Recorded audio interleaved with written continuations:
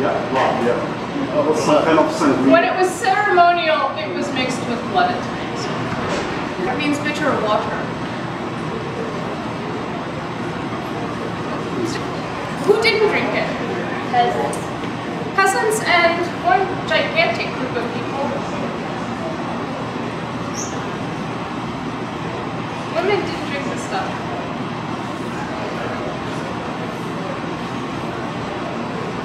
So when Cortez, one of the early Spanish colonizers, arrives among the Aztecs and he's offered this drink because they believe he's a god, he encounters this very bitter water which has been made out of cacao pods that have been sun-dried, roasted, ground to a powder, left to dry into a cake, crumbled, and mixed with water. Now, what was the technique that they used to mix it? So, as Danielle said, to mix this stuff, they were pouring it back and forth between containers in order to do what? To get the air to make foam, right? When the Spaniards arrived, they encountered this world they had never imagined before. There were artistic practices, cultural practices, a cuisine they'd never seen before. And one of the things that they did was spend a fair amount of time documenting what they saw. They needed to bring this information back to the court. This was one of the few examples of food preparation that made it into the Codex, but it was considered significantly important that this was documented and brought back to the courts. What I'm really fascinated by is it remains a secret for at least 100 years. They don't share it with any of their fellow nobles. And then in the 1657, the chocolate already has started spreading out across Europe through marriage. You take your daughter, you're in Spain, you want to build a good alliance with some prince someplace in what's now Germany. And you send her off, and with her she brings her chocolate habit. Princess gets married off to the King of France, brings chocolate to the French court. It becomes popular instantly. About 100 years after that, you've got chocolate houses that open in London, and that's when it really starts becoming more of a public drink. Again, for men primarily, because these coffee houses, chocolate houses, tea houses are really primarily frequented by men. And at that point, actually, it's less the elite than it's sort of this emerging intellectual class. And we're going to talk in just a moment and sort of think about what the Europeans did to that chocolate to make it a little bit more palatable.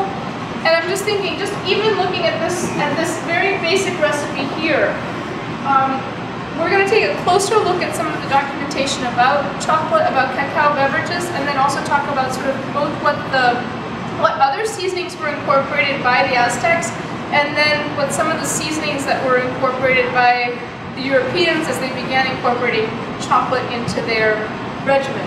It's extremely bitter, right? So to a modern palate, to a European palate, that's a little bit off-putting.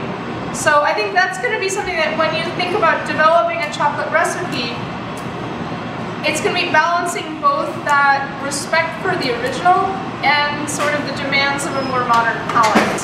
We're going to then talk about how you come up with your own cacao beverage recipe, and I want you to think about what are the essential ingredients. How do we translate those essential ingredients today? And as a cook, how do you make choices about this? My name is Daniela Tagino. I'm a culinary arts student. I really love what I do, and this is a very interesting class because we are able to go away from our comfort zone and work on ingredients and techniques that we not usually use. My name is Stephanie DeJordes. I'm also in culinary arts, clearly. And I have one more year before I graduate. The challenge was to work with the different kinds of peppers that we had available, since it was more towards the Mexican kind of thing, and we decided to do a hot chocolate with some spices. So we begin working, first of all, tasting different kind of peppers to see what kind each one of them would give to us as a heat or a smoky flavor. So in between 4, we came up with 2. Which one gives us heat and one gives us the smoky. So we decided to make a syrup from that and to use as a sweetener for hot chocolate. So once we get the syrup, we kind of melted the chocolate with the milk and add the syrup on it and start frosting with a whisk. So after 10 minutes on the stove, it becomes very thick, which is pretty much, it's a liquid, but at the same time very creamy. And that was a very good technique to give us the creaminess texture more than the other frosting that we learned that they used to do many years ago, which was nice, but we realized that for them worked much better because they used to mix the cocoa with the water instead of fat milk, and we were trying with the fat milk, which didn't work. So it got much better once we add some milk, some water to the milk, and then we got a little frost from that, right? Eventually, but it didn't stay for a long. It ended up going flat soon afterward. I should have just used water, not milk, or just used skim milk instead. Skim milk would have been able to froth up quicker and would have been able to maintain it too.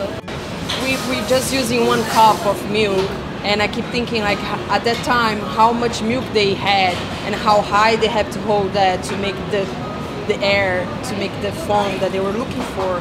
And it's pretty challenging because it's not just the amount, but I don't know, the time they would take to get that frosting coming out. So and aiming was a little hard too, because it would always spill out the edges, and it was a little waste of chocolate. Yeah. We've got a big.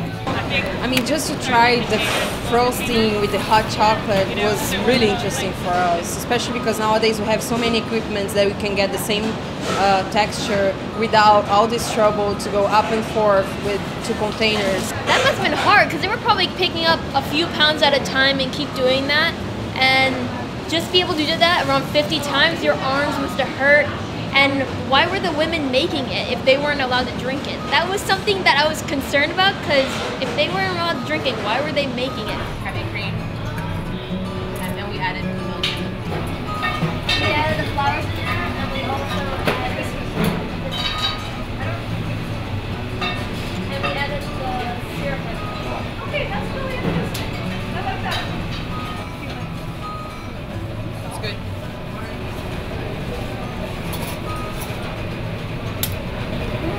The only thing is I would actually take it out of the sink because I'm Bianca. I'm in my last year of culinary. And I'm Victoria, and I'm also in my last year of culinary. Today our challenge was to take a small description of a Mexican dish and make a recipe from it. We also had to add a beverage, which was chocolate, and Bianca did that. So Yeah, I'm West Indian, and my grandmother makes basically a West Indian hot chocolate. So when I heard of chocolate and beverage, like that's the first thing that came to my mind. So that's what we did, and it came out really good. We liked the result. We just grated the unsweetened chocolate, and then we had the spices, but we used allspice, and allspice has cinnamon, nutmeg, and clove powder. And then we also put some cinnamon sticks and some cut up ginger and vanilla bean. Well, I just boiled the water. Now I'm gonna add the cinnamon stick and the pieces of ginger and the chocolate to the boiling water.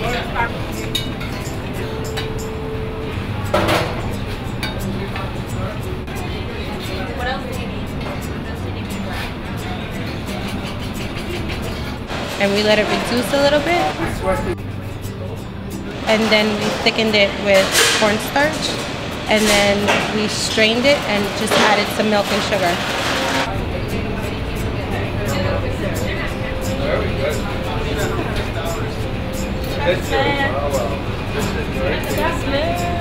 Indian twist of a hot chocolate. Oh yeah. I got it. That's what I like. It's a little watery on the finish as it spreads out in the finish, but the upfront notes are definitely, I'm like, Yeah. yeah, I got it. Yeah, it was really good. Sometimes it does get challenging, and that's just because from a description, it doesn't really give you it doesn't give you the instructions. So it's kind of like you just have a list of ingredients and you're just making up something off the top of your head. But we're a good team, so we did it together. Dynamic duo over there. My name is Giacomo, and I'm attending culinary art in Kingsborough Community College. I'm originally from Italy. Hi, my name is Antonio. I'm also a student at Kingsborough Community College, and I'm in my last semester. So, and I'm traveling from Staten Island, New York. Hi, my name is Johnny. I'm also a culinary major in Kingsborough Community College. I was brought up in the Lower East Side, but now I'm in the Bronx. Well, today the challenge was to create a chocolate beverage, and we were given the choice between old and new world. We mixed it up a little bit and made it new world. We kept some ingredients and tradition of the old, what used to be old chocolate beverage, during the Incas or Maya civilization. Well, the basic ingredient to make a chocolate, of course, is cocoa, which is originally from, it's an American thing. We add some spices, which they are mostly from Europe.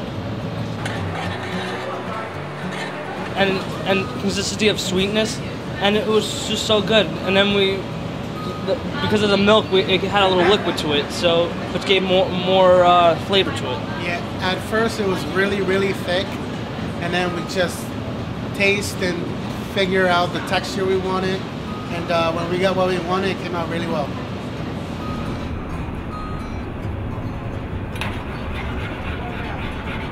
Condensed milk goes really well with it. It has a really good sweetness to it. Like, even though the unsweetened chocolate wasn't really flavorful, like it was just like tasted plain. So the condensed milk, which is Giacomo's and Johnny's idea, it brought up the sweetness to it and the thickness of the beverage.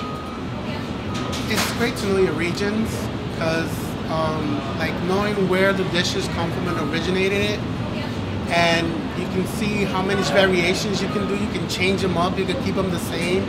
You can, look up where corn was first started. It's really interesting. I tried it already. That's good. I didn't try with them. And it's also great that you learn new techniques from it. You learn new background flavors, like different spices that come from different regions.